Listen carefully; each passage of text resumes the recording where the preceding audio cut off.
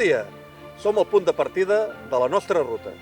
Aquest és el paratge de la Font del Conill, que pertany al terme municipal d'Espolla.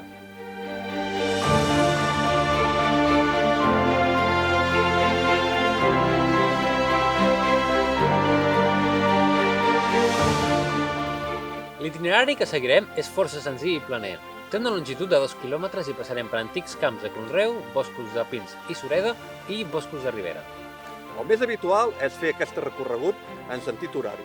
Nosaltres, però, el farem a l'inrevés, perquè primer us volem ensenyar una vista general sobre el riu.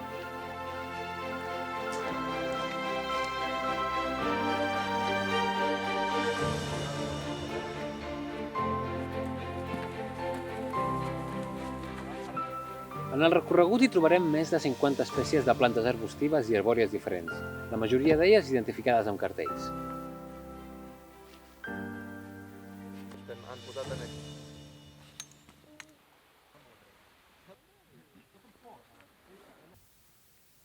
Això durarà de Nadal a Sant Esteve.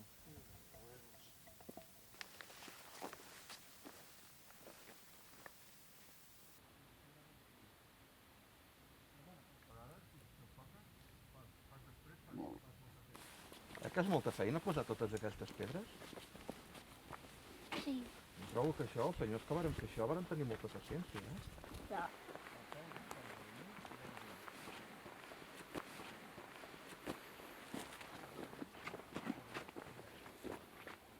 Des d'aquest mirador podem veure un bon tram del riu Orlina. Neix al peu del Coll de Banyuls i de les Eres, que pertanyen al terme municipal de Rabós.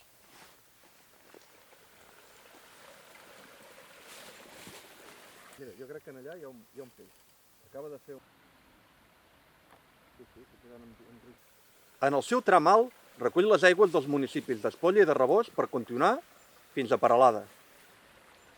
Desemboca al riu Llobregat d'Empordà i aquest a la Muga.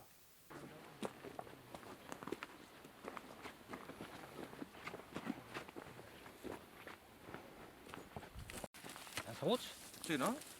La capçalera del riu Orlina és reserva natural parcial. Va ser creada amb la intenció de preservar la flora, sobretot el bosc de Fageda. Nosaltres ens trobem en un espai de la xarxa Natura 2000. Ara que sabem on som, baixem cap al riu.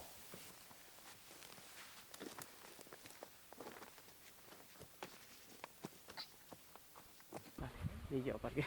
Tu no te la fotis, Àlex? I això que és pilons de terra deuen de ser talps, no? Sí. En dalt del cim amb el cor alegre, baixarem a les valls quan et faci fosc. Oh, la, la, vine a pressa.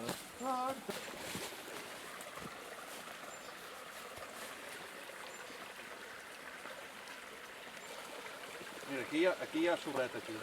Aquí podríem gratar, eh?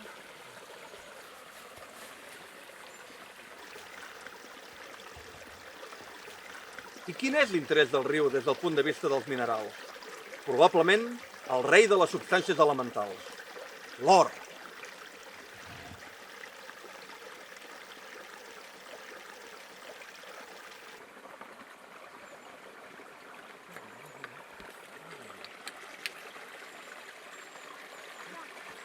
Segons Pere Gil, la presència d'aquest metall preciós va donar nom al riu. Així, Orlina vindria de or. La recerca d'or està documentada en diferents rius catalans. Es tracta d'or secundari, procedent dels Pirineus i que l'aigua distribuirà al llarg del riu.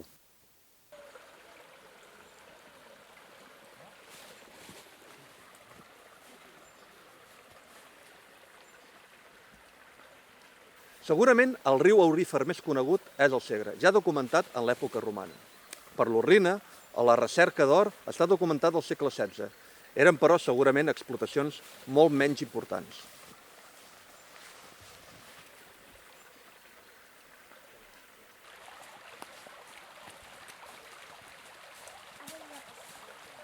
Unes prospeccions fetes per investigadors de la Universitat de Barcelona als anys 80 varen detectar la presència d'or a diferents rius catalans. I quins eren aquests rius? Segre, Tordera, Ter, Ebre, Orlina Muga... i Congost.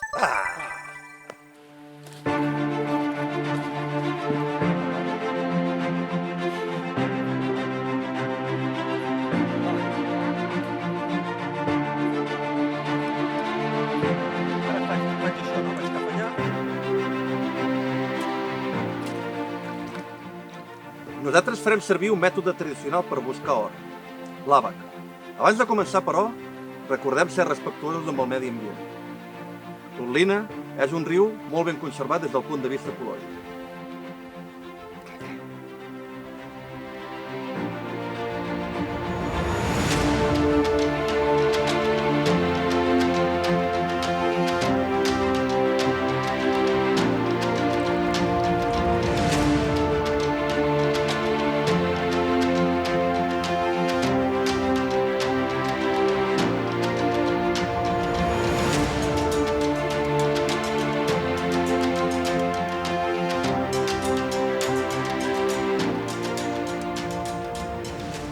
Si aquí trobem or és perquè es tracta d'un metall noble, és a dir, que és molt estable. Al contrari que el ferro o el coure, per exemple, que reaccionen amb oxigen i s'oxiden, formant òxids d'aquests metalls.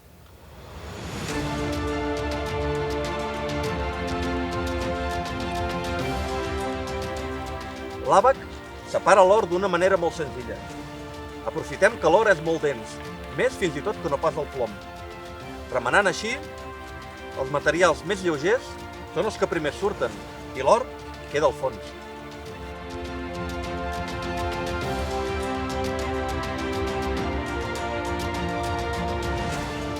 Sabies que amb un gram d'or es pot fer un fil de 2 quilòmetres de longitud?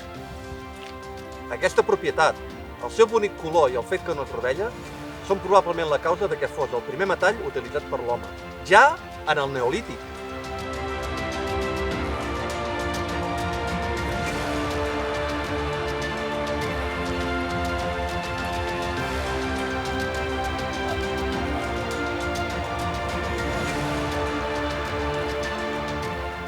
No sabem si les petites partícules brillants que hem trobat són d'or o no. De fet, les palletes que es troben en les sorres auríferes acostumen a ser molt petites. Les explotacions d'aquest tipus es varen abandonar quan el cost de la producció era molt més que no pas el rendiment que se'n treia.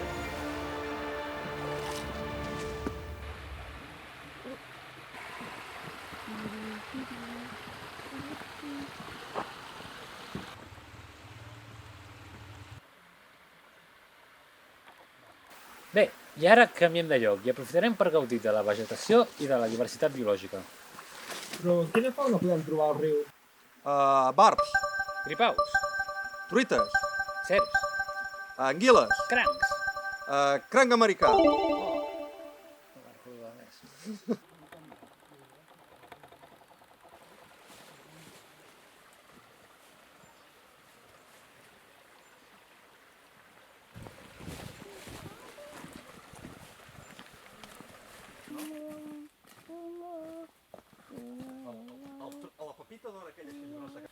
Va ser a l'època romana on l'or es va convertir en patró de valor. De fet, en aquells moments era l'única mercaderia acceptada a canvi de productes de luxe que demandava la classe alta romana. Actualment, però, 3/4 parts de l'or s'utilitza en aplicacions tecnològiques i tan sols 1/4 part com a reserva econòmica.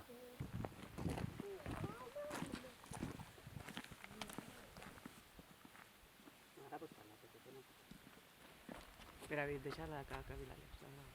Exactament, no recordo què he de dir. Finalment, tornem a ser a la Font del Conill, a l'inici de la nostra ruta. Si anéssim cap a l'altre costat, arribaríem fins a Rebós. És un tram molt interessant del riu, ja que passa per paratges de gran bellesa i parcialment engorjat. Esperem que aquesta ruta us hagi agradat. Feu-la en el sentit que més us vingui de gust. Nosaltres agafarem aquestes mostres i les durem al laboratori per veure si són d'or.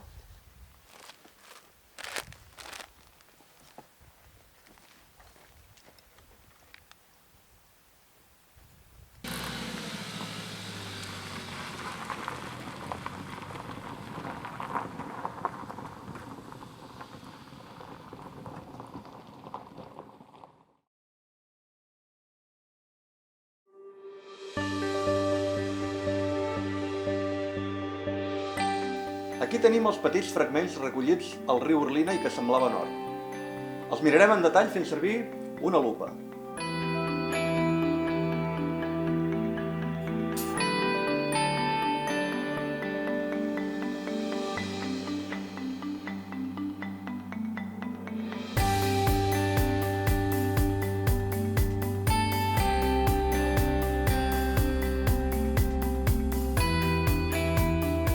De tots els fragments, només un parell semblen or.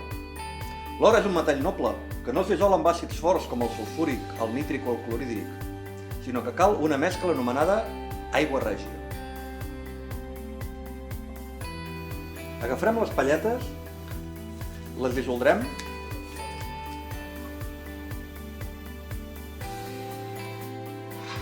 neutralitzarem lleugerament i finalment identificarem la presència d'or amb un reactiu anomenat rodamina.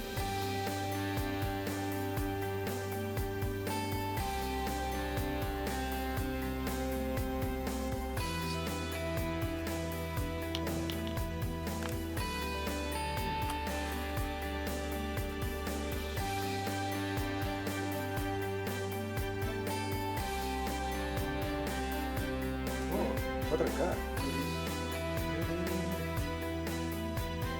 Clar, és que el que passa és que aquí s'està formant... Segurament són bombolles d'hidrogen i fan flotar lleugerament l'or. Ha passat una hora, ja tenim bona part de l'or dissolt. Hem neutralitzat lleugerament la mostra. I ara farem la prova d'identificació de l'or fent servir un indicador anomenat rodamina.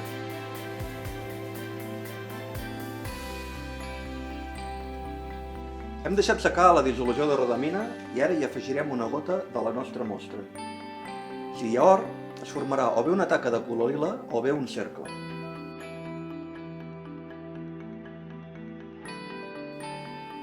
La prova és positiva. Uau! A l'Orlina hi ha or!